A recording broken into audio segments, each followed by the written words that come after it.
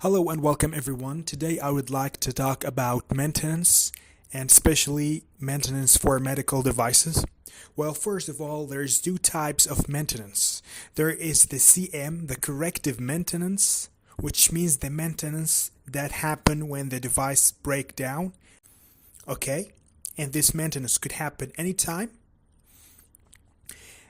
when the device has a problem. Second type of maintenance, which is PM, preventive maintenance, which means a maintenance that I do regularly, depends on the protocol and the type of device, and I do this type of maintenance to prevent the device to break down or to have a problem in the future. Okay, so for example, I want to check sensitivity of the valves, of the sensors, etc. Now, there's something here if I'm talking about maintenance. So there's three important things to clarify about the maintenance. Questions that I have to ask myself. First of all, what is the purpose? What is the purpose of the device? Okay? In this question, I could understand the maintenance of the device in a reverse way. Because the device will give you an error message. Okay? And this error message, you could use it to decide what is the type of problem and where is the location of the problem, and therefore how I could solve this problem. Okay?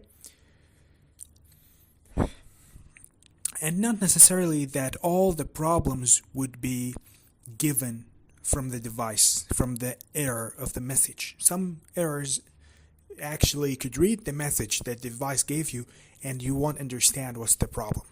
That is possible. So first of all, I know the device. I understand the principle of the device. Okay? For example, I'm just going to give you an example. I have a medical device.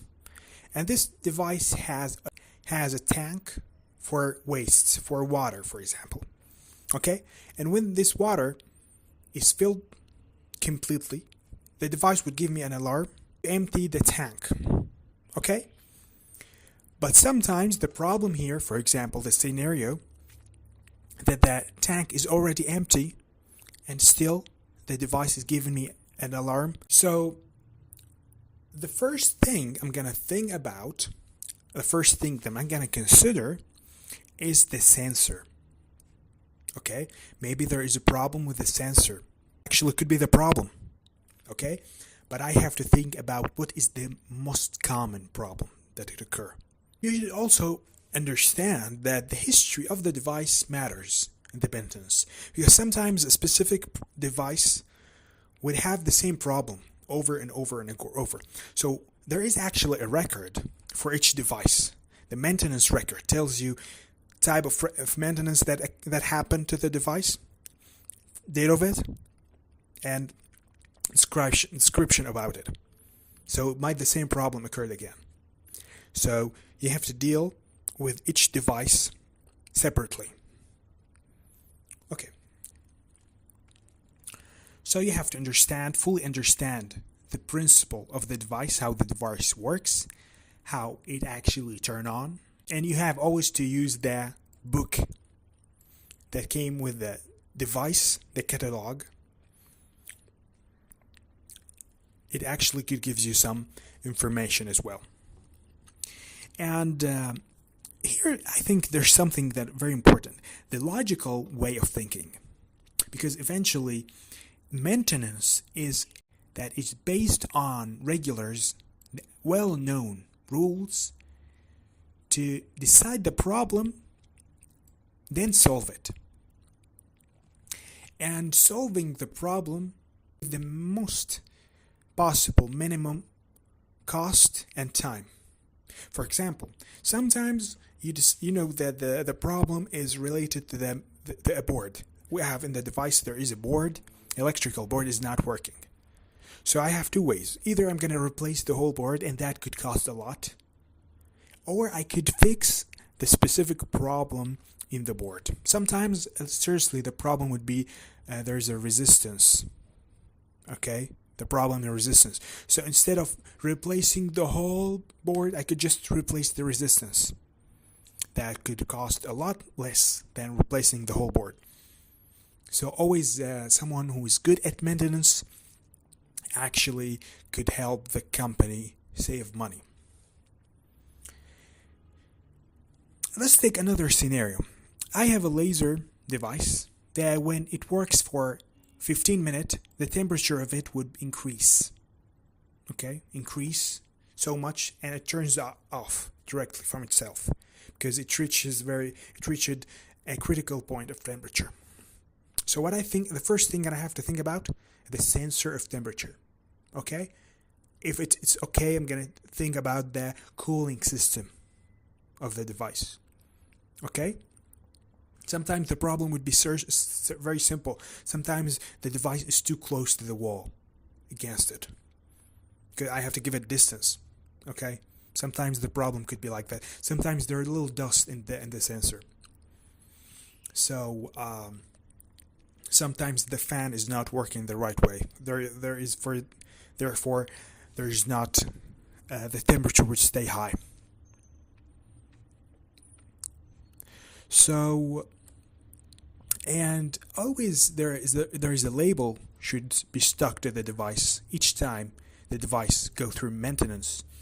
It says the name of the technician or engineer that did the maintenance, the module of the device, the series number of the device, the position, the place of the device, what is the problem, how we solve this problem, okay, and the signature of the engineer or technician. There is actually a form to regulate the process of maintenance. This form should contain the following information. First of all, the type of device, the company that manufactured the device, the series number of the device in the hospital or in the organization, the time when the device was installed in the company, okay, or in the hospital. Also, the name of the engineer that did the maintenance. What is the problem? How he did solve it, and the feedback, which means the user of the device. Could be a doctor, could be a nurse. What he thinks. How does he notice a positive difference after the maintenance? Okay. So we have a form for maintenance. We have form for examine the device. Okay, pretty much the same information, but just the difference here, just say after I check the device, he will write the engineer or technician, I found the device is working very good. I noticed slightly, for example, problem with the engine. I noticed there is problem with anything. Okay, so it's very important to keep a record for each device. Now, I would like to talk about if I have a problem, I have a device that is not working. This device is not working. How I start think about, they say from the beginning to the end or from the end to the beginning. What I mean, like sometimes the device is not working. Okay, could the problem be with the socket of the electricity? Could be the problem very, very complicated. The engine in the device is not working. Maybe there's something wrong with the boards. Okay, so where to decide? Okay, depends on what? Depends on the problem, actually. Depends on the situation. You could understand. Like sometimes try with the simplest thing first.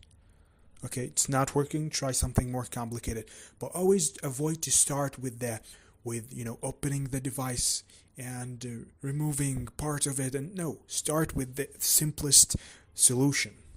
The simplest solution. Okay, it could work actually. There is big possibility that it's going to work. And always read the message, the error message that the device gives you. Okay. All right, I think that's it for today. So thank you for listening and goodbye.